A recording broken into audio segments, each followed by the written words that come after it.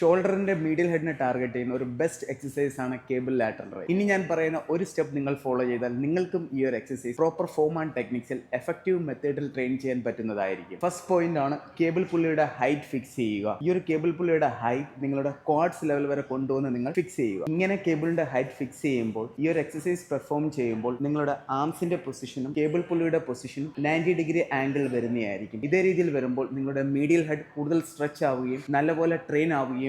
ഈ ഒരു കേബിൾ പുള്ളിയുടെ പൊസിഷൻ നിങ്ങൾ താഴെ വെച്ച് പെർഫോം ചെയ്യുകയാണെന്നുണ്ടെങ്കിൽ മീഡിയൽ ഹെഡിന് ലഭിക്കേണ്ട സ്ട്രെച്ച് കുറയുകയും ഈ ഒരു കേബിൾ അപ്പ് ചെയ്യാനായിട്ട് നിങ്ങളുടെ ഷോൾഡറിന് ഓവർ പ്രഷർ കൊടുക്കേണ്ടിയും വരും. അതുകൊണ്ട് ഈ ഒരു എക്സസൈസ് പെർഫോം ചെയ്യുമ്പോൾ കേബിളിന്റെ ഹൈറ്റ് നിങ്ങളുടെ ക്വാഡ്സ് ലെവൽ വരെ കൊണ്ടുവരിക.